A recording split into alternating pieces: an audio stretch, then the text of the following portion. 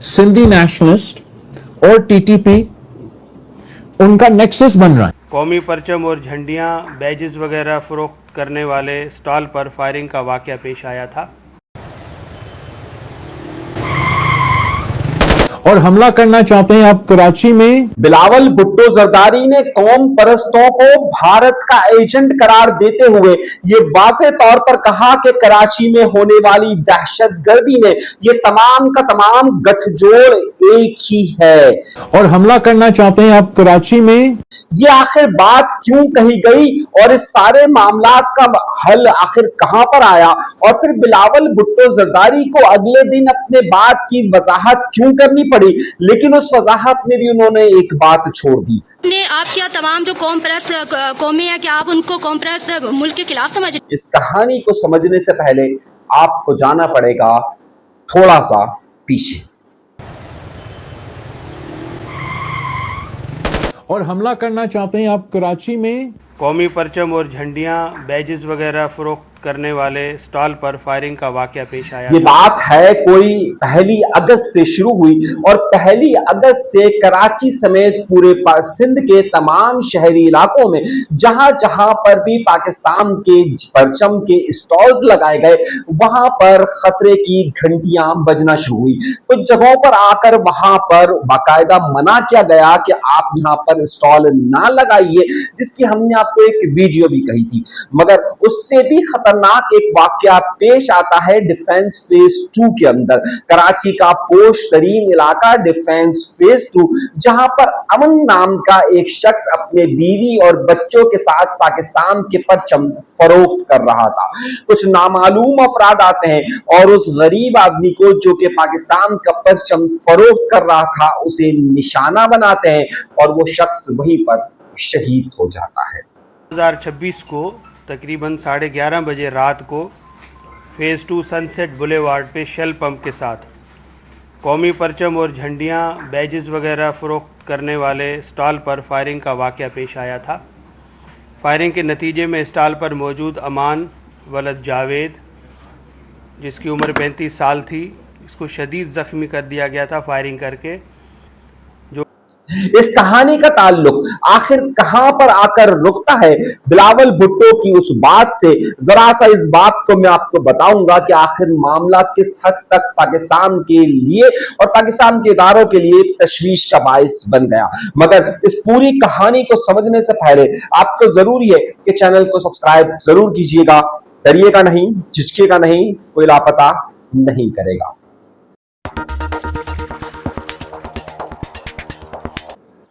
इस वक्त एक धूम सी मची हुई है और जब से खास तौर पर पाकिस्तान के वजीर दाखिला मोहसिन नकवी ने कह दिया कि ये सिस्टम बैठ गया है और अब नए एडमिनिस्ट्रेटिव यूनिट्स की बात की जाएगी, उसके बाद से ये बात बहुत जोरों शोर से चल रही है कि सिंध के अंदर भी एडमिनिस्ट्रेटिव यूनिट्स बनाए जाएंगे। इस एडमिनिस्ट्रेटिव यूनिट्स के लिए अगर कोई फ्रंट पर आकर बात करने लगा तो वो एमक्यूएम पाकिस्तान थी, जिसके तीनों रहनुमा एक साथ बैठकर, चाहे उनके आपस के इख्तलाफात कुछ भी हो, मुस्तफा कमाल, खालिद मकबूल सिद्दीकी और डॉक्टर फारूक सत्तार ने एक प्रेस कॉन्फ्रेंस कर दी और हमने इस आइन में तब्दीली का एक बिल पेश किया था। और इस प्रेस कॉन्फ्रेंस के बाद मुख्तलिफ टॉक शोज के अंदर एमक्यूएम ये बात दावा करती हुई नजर आई कि जनाब सूबे जरूर बनने चाहिए,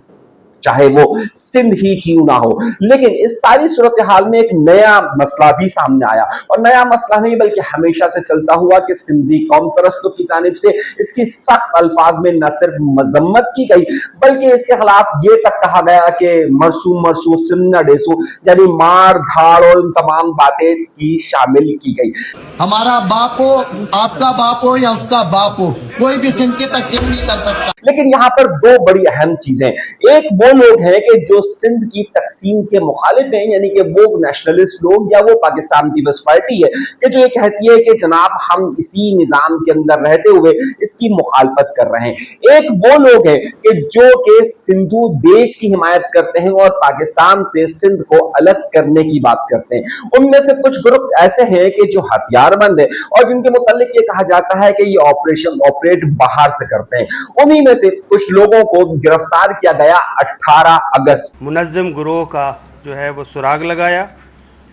और इनकी गिरफ्तारी जो है वो अमल में लाई गई। जिन लोगों को 18 अगस्त को गिरफ्तार किया गया उनकी प्रेस कॉन्फ्रेंस 19 तारीख को की गई और पाकिस्तान पुलिस के आला हुक्काम ने प्रेस कॉन्फ्रेंस की। इस प्रेस कॉन्फ्रेंस के अंदर ये बात सामने आई, जनाब जरा बड़े गौर से देखिएगा और बड़े गौर से सुनिएगा, मैं आपको बहुत बड़ी बात बताने वाला हूं। इस बात में बात सामने आई कि डिफेंस फेज 2 के अंदर एक शख्स जो कि अपने बीवी और बच्चों के साथ स्टॉल लगाए हुए था, उसका नाम था अमन। वो अमन था और वो पाकिस्तान के परचम को फरोख्त कर रहा था वहां पर जश्न आजादी की तैयारियों के हवाले से। उस शख्स की न सिर्फ रेकी की गई बल्कि उसे टारगेट किया गया। उस गरीब आदमी को सिर्फ इसलिए निशाना बनाया गया कि वो पाकिस्तान के परचम फरोख्त कर रहा था और उसे निशाना बनाया गया और वो शहीद हो गया। कौमी परचम और झंडियां, बैजेस वगैरह फरोख्त करने वाले स्टॉल पर फायरिंग का वाकया पेश आया था। 2026 को तकरीबन 11:30 बजे रात को फेज़ 2 सनसेट बुलेवार्ड पे शेल पंप के साथ कौमी परचम और झंडियां, बैजेस वगैरह फरोख्त करने वाले स्टॉल पर फायरिंग का वाकया पेश आया था। फायरिंग के नतीजे में स्टॉल पर मौजूद अमान वलद जावेद, जिसकी उम्र 35 साल थी, इसको शदीद ज़ख्मी कर दिया गया था फायरिंग करके। अब जब उसकी इंक्वायरी की गई कि आखिर एक गरीब आदमी को क्यों निशाना बना गया, जिसके बाद कराची की पुलिस, सिंध की पुलिस मुतहरिक होती है और खास तौर पे पाकिस्तान के कई अहम इदारे इस हवाले से मुतहरिक होते हैं। तो बाद में रेकी करने के बाद ये बात सामने आती है और उनको ये मालूम होता है कि 3 अफराद को गिरफ्तार किया जाता है। जिन 3 अफराद को 18 तारीख को गिरफ्तार करने का दावा किया जाता है, उनका ताल्लुक Balochistan liberation Sindh liberation army से बताया जाता है, यानी कि उनका ताल्लुक एक ऐसे ग्रुप से है जो सिंधु देश की हिमायत करता है, जो सूबों की तकसीम के मुखालफत में है, जो नए सूबों की तश्कील के हवाले से मुखालफत में है। यहां से पाकिस्तान के इदारों में और खास तौर पर पाकिस्तान के जो रिपोर्ट्स हैं उसमें बात वाज़ेह तौर पर बताई जा रही है कि एक ऐसा ग्रुप मुतहरिक है कि जो कि पाकिस्तान के परचम की रोक, पाकिस्तान के नाम के हवाले से न सिर्फ रेकी करता है बल्कि वहां पर उन्हें निशाना भी बना रहा है। ये तमाम वो जमातें हैं जिसे कलअदम जमात करार दिया जाता है और इनके लोगों का बाकायदा इन्वॉल्वमेंट पाया जाता है दहशतगर्दी की वारदात में। वो मासूम शख्स, वो बेगुनाह शख्स कत्ल हो गया, लेकिन आपने किसी भी पाकिस्तान की सियासी जमात की तरफ से उसके हवाले से ना उसकी ताजियत करते हुए, ना उसके घर जाकर उसके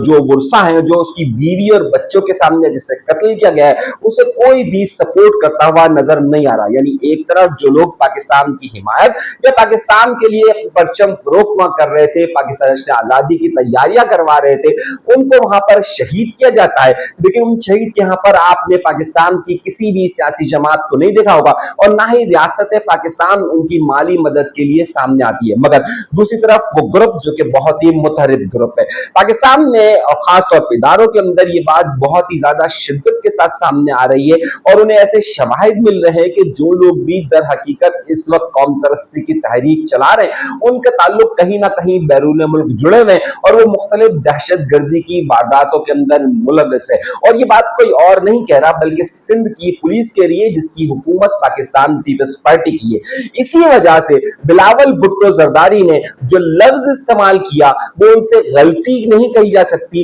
बल्कि उनके पास शायद सिंध हुकूमत के हवाले से शवाहिद मौजूद थे कि जिसमें उन्होंने लफ्ज इस्तेमाल किया कि सिंधी नेशनलिस्ट, टीटीपी और दीगर लोग मिलकर कराची में वारदात करते हैं। सिंधी नेशनलिस्ट और टीटीपी उनका नेक्सस बन रहा है और हमला करना चाहते हैं आप कराची में या बलूचिस्तान में, तो वो एक दूसरे से कोऑपरेट करके और बैठे कहां हैं अफगानिस्तान में। तो आपको ये बात समझ में आई होगी कि लफ्ज खुद ब खुद अदा नहीं हुए, मगर हुआ क्या, क्योंकि उन्होंने लफ्ज यहां इस्तेमाल किया था कौम परस्त। और जाहिर पाकिस्तान पीपल्स पार्टी कौम परस्तों पर बड़ा इन्हिसार भी करती है और खुद पाकिस्तान पीपल्स पार्टी अपने आप को मरकज से लेकर हर जगह पर सिंध कार्ड खेलती हुई नजर आती है। तो जाहिर है वो भी अपने आप को कहीं ना कहीं अब वो कौम परस्त के तौर पर ही साबित करती है। मगर मामला यह था कि उसके बाद बिलावल भुट्टो जरदारी पर यह प्रेशर आया, मगर एक साथ साथ बिलावल भुट्टो जरदारी के पास अपनी ही सिंध हुकूमत की पुलिस की रिपोर्ट मौजूद थी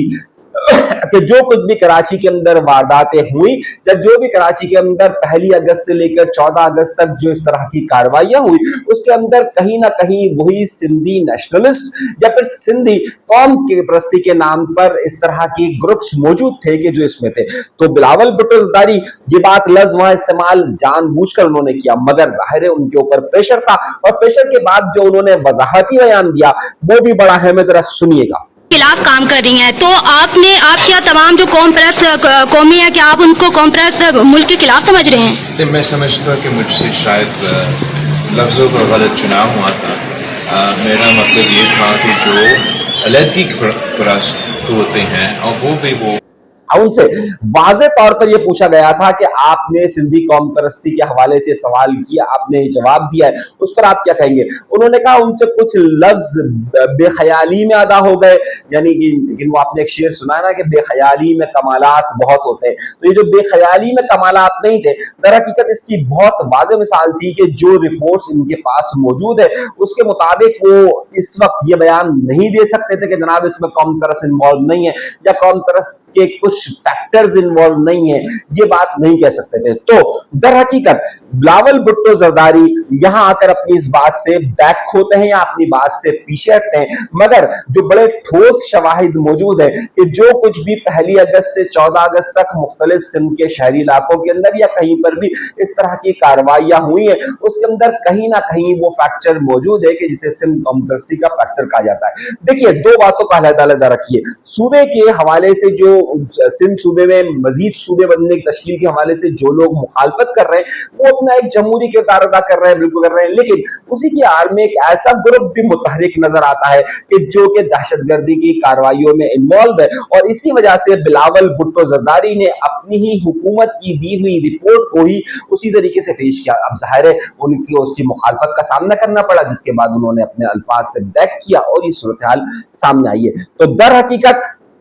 بے خودی بے سبب نہیں غالب, کچھ تو ہے جس کی پردہ داری ہے, اور وہ بے خودی بے سبب نہیں تھی. اسی لیے انہوں نے کہا اگر وہ یہ لفظ استعمال نہ کرتے تو پھر ان کے لیے اپنے مسائل ہوتے, کیونکہ ان کی خود پولیس یہ رپورٹ پیش کر رہی تھی جو کہ سندھ پولیس ہے, انہوں نے جو رپورٹ پیش کی تھی وہ آپ کے سامنے ہم نے رکھی ہے. یہ بہت اہم صورتحال ہے اور اس بات کو سمجھنے کی ضرورت ہے کہ جو بھی سندھ کی تقسیم, سندھ کے اندر دیگر صوبوں کی تشکیل, ایڈمنسٹریٹو یونٹ کی مخالفت ایک علیحدہ معاملہ ہے اور سندھ و دیش تحریک ایک علیحدہ معاملہ ہے, اور ان دونوں کا کہیں نہ کہیں پر اب اس طرح کا ملاپ سامنے آ رہا ہے کہ جس کی وجہ سے بلاول بھٹو زرداری کو یہ الفاظ استعمال کرنے پڑے ہیں. یہ میں نہیں کہہ رہا بلکہ خود سندھ پولیس اور سندھ حکومت کہہ رہی ہے, اور سندھ حکومت ہی اس بارے میں کہہ رہی ہے, اور اس کے بعد بہت ساری گرفتاریاں بھی عمل میں آئی ہے, اور ان گرفتاریوں کے بعد پھر مختلف قوم پرست جماعتوں کی طرف سے مختلف مظاہرے بھی کیے گئے. تو اب یہ صورتحال گمبھیر ہوتی جا رہی ہے حکومت کے لیے, سندھ حکومت کے لیے بھی, اور اس کے ساتھ ساتھ مختلف اداروں کے لیے بھی, یہ اور خود پاکستان پیپلز پارٹی کی اعلیٰ قیادت کے لیے بھی سمجھنے میں مشکل ہو رہی ہے کہ کہاں پر صوبے کے نئے صوبوں کی مخالفت کی تحریک ہے, وہ نیشنلسٹ موومنٹ ہے, یا پھر جو ایک اور نیشنلسٹ موومنٹ کے نام پر کہ جسے علیحدگی پسندی کی تحریک کہا جا رہا ہے وہ ہو رہا ہے. تو اب یہ دونوں چیزیں آپس میں مکس ہوتی جا رہی ہے, اور اسی مکسنگ میں آئندہ دنوں کے اندر بہت ساری اور گرفتاریاں بھی ہوگی. یہ میں آپ کو ابھی سے اس کی وضاحت بتا رہا ہوں.